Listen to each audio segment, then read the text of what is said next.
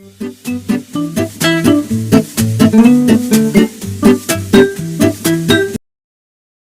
باذن الله وان شاء الله هنعمل بسكوت جوز الهند اقتصادي ومفهوش اي تكليف، من غير بيض او زبده. معكم دلال من مصر.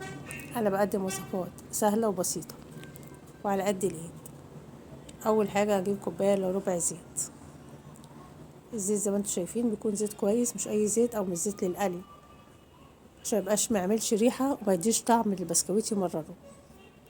وكوبايه، نص كوبايه سكر مطحون ناعم، وهنقلبهم مع بعضيهم كويس.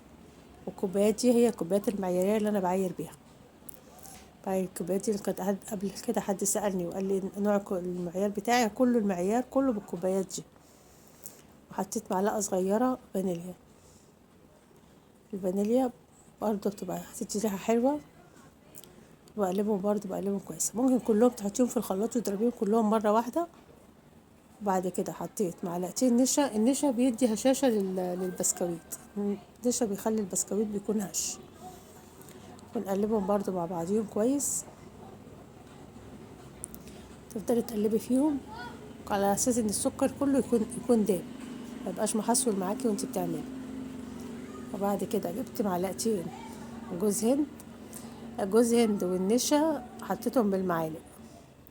معلقتين جوز هند حطيتهم برضو عليهم.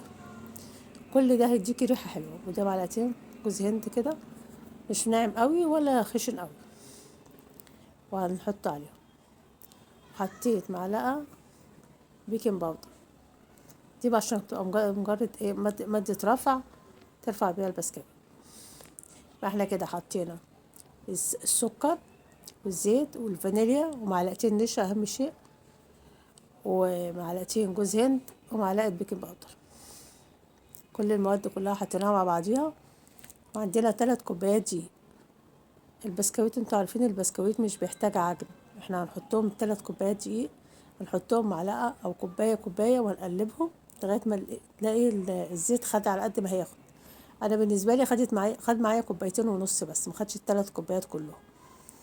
وافضل البسكوتات كلها ما بتتعجنش عشان ما تبقاش العجينة ما تبقاش قاسية شوية. البسكوتات بتبقى مجرد ان احنا بنلمهم بس كده، بنلم العجينة مع بعضيها وخلاص. كده بعد ما لمينا العجينه بالشكل ده كده هتبقى ماسكه معاكي وناعمه كده. هتسيبيها تريح شويه وتكوني ولعتي الفرن. زي ما انتم شايفين ان العجينه كده طريه وجميله، وبصي ولا بتلزق في الايد ولا حاجه. وللتزيين بقى هنعملها دوائر صغيره. وهنجيب طبق ونحط فيه جوز الهند، ونحط فيه الدوائر بتاعه البسكويت في قلبيه. وهندخله الفرن مسخنينه ومجهزينه من قبل كده. وده بعد ما طلع، شوف انا عندي لازم تستنوا عليه ما يبرد، لان انا عندي جم طلعوا حاولوا ياخدوا فاتفق منهم واتفقوا اهو. طيب ايه رايكم؟ قولوا لي بقى ايه رايكم في وصفاتي، وقولوا لي بتتابعوني منين. انا اتشرفت بيكم جدا. مع الف سلامه.